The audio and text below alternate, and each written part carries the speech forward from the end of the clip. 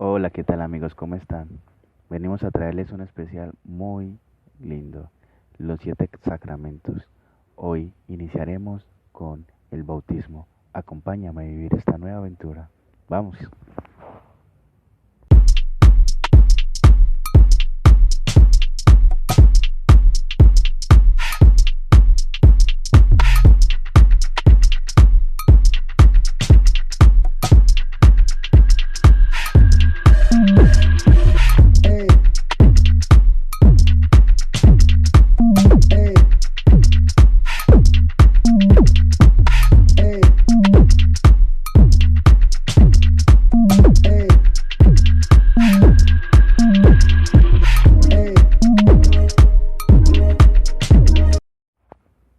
Hemos encontrado durante el recorrido de la vida espiritual, hemos encontrado durante el recorrido de la vida de la iglesia, del plan de salvación de Dios para el género humano, cosas grandes, pilares fundamentales para que ese plan de salvación para el género humano sea realizado. Uno de esos pilares fundamentales son los sacramentos, por la cual Dios le ha otorgado a la iglesia el poder de atar y desatar las llaves del reino, la gracia total y absoluta de entregarse en la iglesia toda potestad para poder dar la gracia a todas las almas posibles para poder cumplir el plan de salvación en cada uno de ellos. Uno de los pilares fundamentales, y creo que estamos bien en decir que el bautismo es por excelencia el sacramento, si no es el más importante, uno de los más importantes de la iglesia. ¿Por qué? Porque a lo largo de la historia empezamos desde el Antiguo Testamento hasta el Nuevo y pasando del Nuevo hacia allá la historia de la iglesia que fundó Cristo. Eh, el agua, el pecado, la gracia y Dios se han ido unificando en los aspectos más unánimes que podemos imaginar. Entonces, la gracia de Dios, tenemos que empezar con la antropología teológica. ¿Cómo el ser humano, estando en estado de gracia, estando con Dios, estando en comunión directa con el Señor, estando en el jardín del Edén, que es la presencia, en los primeros capítulos del Génesis que nos decían que Dios caminaba con el ser humano a la hora de la brisa? Esa hora de la brisa, que era la hora donde Dios bajaba y caminaba, es una representación de la amistad con Dios. Esa amistad, esa unión con Dios que tenían nuestros primeros padres. Nuestros primeros padres estaban en un estado de gracia elevadísimo. Tenían los dones naturales, los dones preternaturales y los dones sobrenaturales. Esos dones que eran uno del Padre, unos del Hijo y otros del Espíritu Santo, se compenetraban en completa comunión con el hombre y el hombre en comunión con esos dones. Al nosotros caer, ¿sí? El género humano, al caer en la desobediencia, pierde esos méritos, esas gracias y esos dones. Y las consecuencias del pecado son lo contrario de esos dones. Y entonces una de las consecuencias del pecado es la muerte. Otra consecuencia del pecado es la inclinación al mal. Otra consecuencia de ese pecado es la herencia de la desobediencia que tuvieron nuestros primeros padres. Estos aspectos de inclinación, de fatiga, de hambre, de todo este desequilibrio que antes estaba en equilibrio, ¿sí? Nosotros necesitábamos a lo largo de la historia ir colocando poco a poco eso en orden de nuevo, y Dios que no se deja ganar en generosidad, sino antes al contrario, siempre busca la misericordia de Dios ante todo y ante todas sus criaturas. Tanto así que en la primera parte del Génesis, cuando el hombre cae, le pregunta a Adán, Adán, ¿dónde estás? Y esa es una pregunta que hasta el sol de hoy todavía cala en el corazón del ser humano. ¿Dónde estás? ¿Dónde estás? ¿Qué haces? ¿Acaso has comido del árbol? Una pregunta muy hermosa y una pregunta que podríamos decir, si Dios lo sabe todo y lo ve todo, Él sabía que habían caído y lo vio. Y aún así le preguntó al ser humano, ¿qué pasó? ¿Quién te dijo que estás desnudo? ¿Dónde estás? Tres preguntas que hasta ahora todavía Dios le pregunta al hombre, ¿dónde estás? ¿Qué haces? ¿Quién te dijo que eso era la felicidad? ¿Quién te dijo que, sí? Estas cuestiones nos llegan y nos compenetran. Si yo estoy seguro que la misericordia de Dios es infinita y tan grandiosa que si el género humano, si nuestros primeros padres le hubieran pedido perdón al Señor, Señor, perdónanos, ten misericordia de nosotros, hemos caído, hemos hecho desobediencia a tus mandatos, yo creo que el Señor no hubiese dicho no, ahora, ahora ustedes tendrán que pagar las consecuencias. No, yo creo que la misericordia de Dios se iba visualizando ahí, porque el ser humano en vez de asumir la culpa, que dijo, esa mujer que me diste como esposa. Y después, la mujer que dijo, la serpiente. Y la serpiente, me imagino que hasta ahora ha culpado al mismo Dios, ¿no? Entonces, en esta concordancia de quitarnos este pecado original, este pecado de desobediencia, Dios hace prefiguras. Podemos ver la prefigura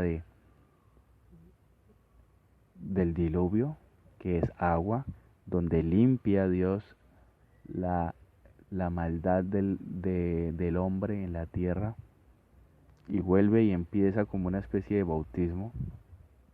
¿Sí? También podemos ver cuando le dice, por ejemplo, en el pasaje bíblico que le dice cuando sumerge 7 veces aquel hombre que se limpia de la lepra. ¿Sí? Y así muchas ocasiones y muchos textos bíblicos donde el agua es prefigura del bautismo. Después el pueblo de Israel fue tomando una concepción teológica, porque primero fue lo oral y lo teológico y lo pensado y después lo cimentaron en lo escrito. Eso lo llevamos hasta la concepción del bautismo o el rito de purificación que hacían en la época, que llegó hasta la época de nuestro Señor Jesucristo, que también también hace una analogía muy hermosa sobre lo que es el bautismo. Tú no mereces ser bautizado si tú no tienes pecado, le dice Juan. Antes yo merezco ser bautizado por ti. Y Jesús le dice, por ahora déjalo así. Hagamos la voluntad del Padre, siempre obediente al Señor. Es increíble. Nosotros somos muy desobedientes en nuestros aspectos. Después viene la prefigura de ese bautismo y después el Señor pasa a que esa representación o ese arquetipo, ¿sí?, se vuelva prototipo. Ahora bien, ahora el bautismo los salva, dice Pedro. Y el Señor manda, vayan y hagan discípulos a todas las naciones, bautizándolos en el nombre del Padre, del Hijo y del Espíritu Santo. El bautismo pasa a ser primordial para la vida del creyente. El bautismo pasa a ser piedra fundamental, ya no es un arquetipo, ya no es una representación, ya no es un simbolismo, es algo hasta, perdónenme, pero es algo hasta ontológico espiritualmente. Le cambia todo el ser al género humano.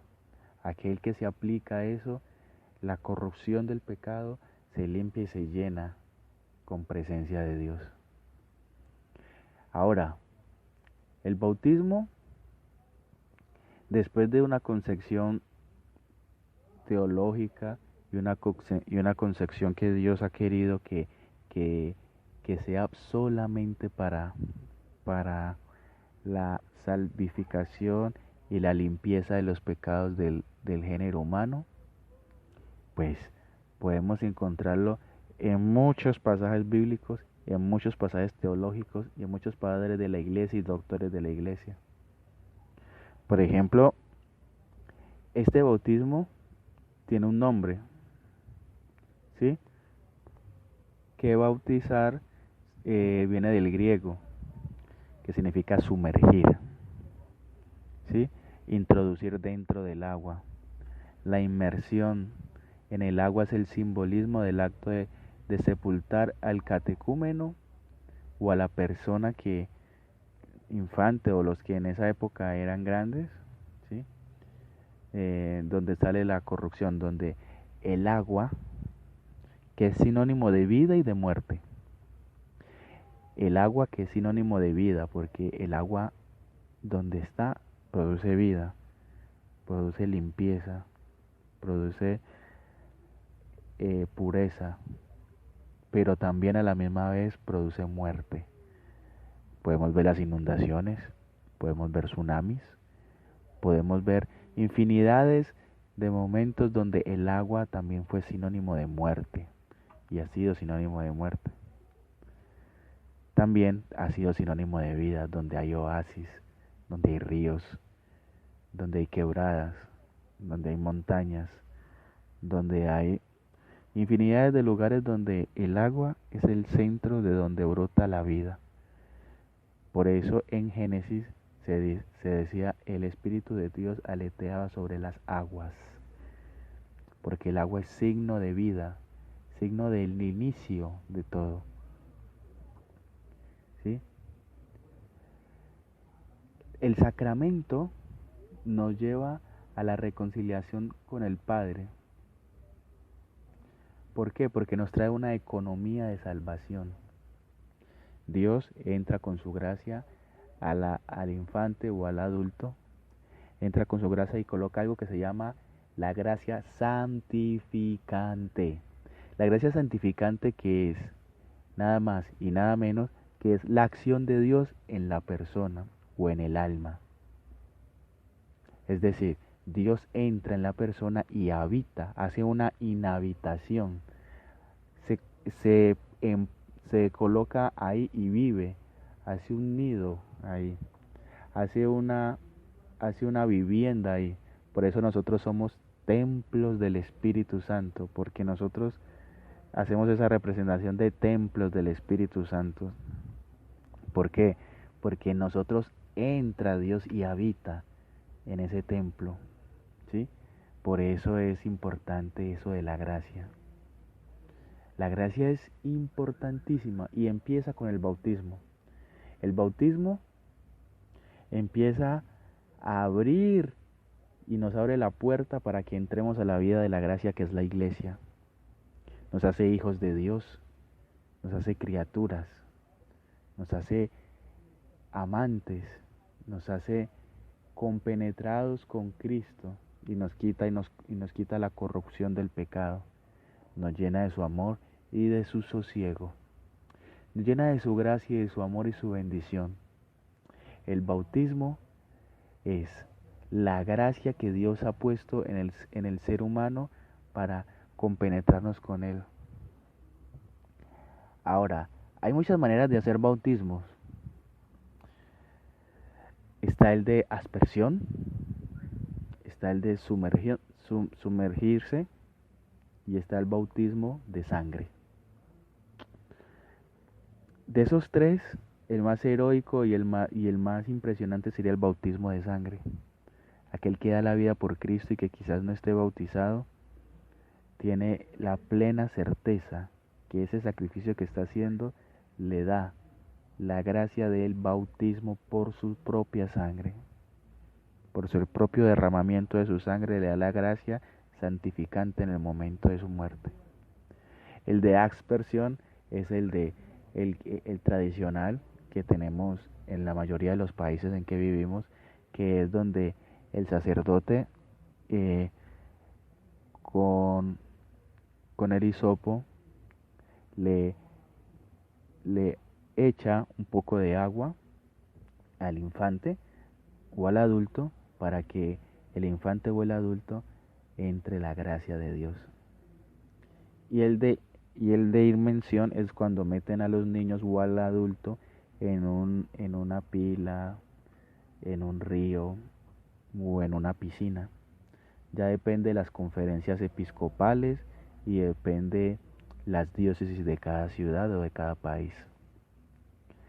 Esto, que corresponde al Espíritu de Dios, es lo bonito, la universalidad de la iglesia.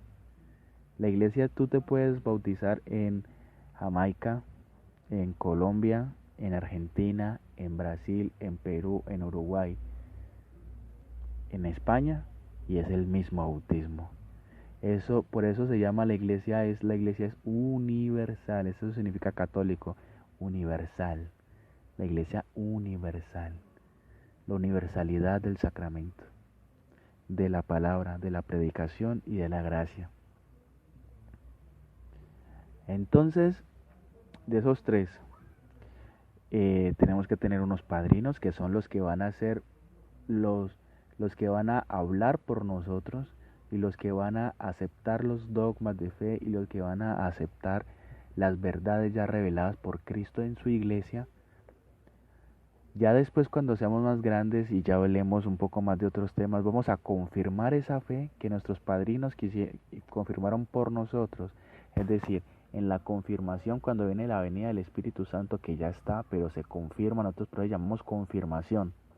Nosotros confirmamos que aquello que nuestros padrinos cuando estábamos pequeños o infantes dijeron sí, nosotros decimos sí, yo confirmo que eso que allá dijeron por mí, lo reafirmo ahora y vuelvo a creer y digo sí. Entonces, ese sacramento lo podemos encontrar en, en todo lo que es los primeros años de la iglesia, los primeros 2 o 3 siglos que se hacían para adultos y después fue pasando para los infantes. Pero ¿por qué fue pasando para los infantes?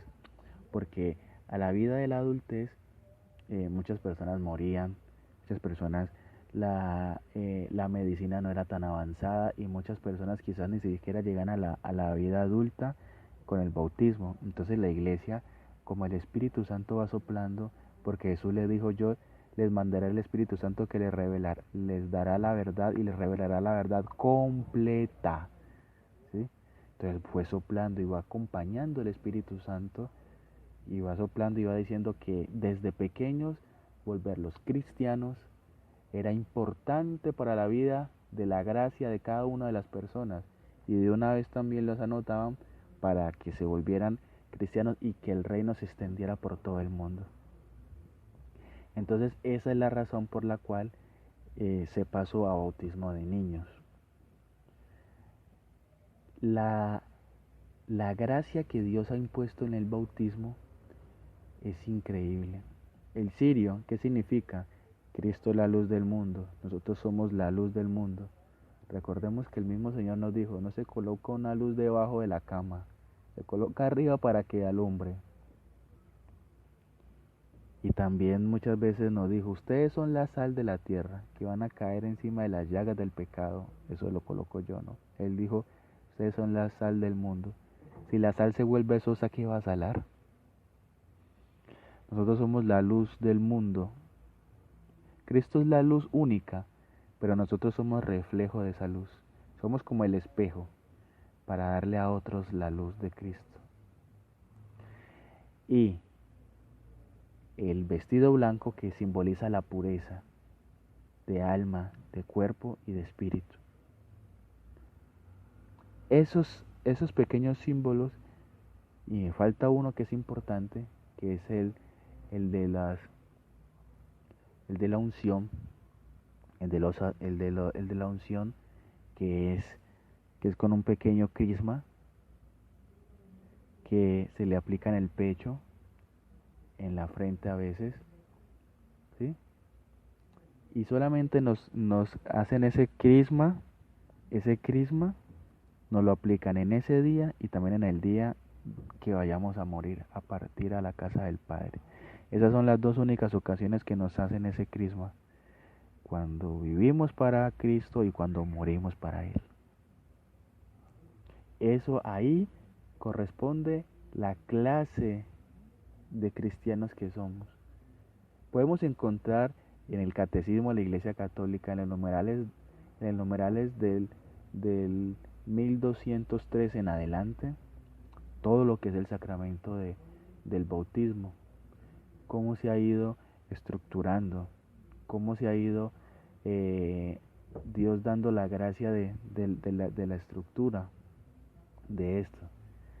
La alianza antigua era la circuncisión. La alianza antigua era antes el panásimo.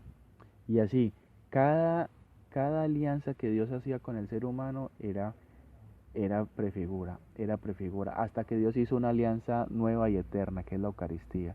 Y en esa Eucaristía, para poder comer y beber de esa Eucaristía, de ese Juan capítulo 6, ¿sí? Y esa cena del Señor, ¿sí? Hagan esto en conmemoración mía. Ahí nos compenetramos con Cristo, pero empezando con el bautismo, ¿sí? Nosotros tenemos que vivir en esta vida de la gracia. Nosotros tenemos la compenetración con Él en esta vida, pero nosotros tenemos que entender que el cristianismo es mucho más allá que los sacramentos, es vivir a Cristo. Nosotros tenemos que entender estas pequeñas cuestiones. Entonces vamos a ir viviendo los otros sacramentos que nos van a ir conectando con este primero. Y la vida de la gracia se vive en el amor de Cristo, empezando con el bautismo.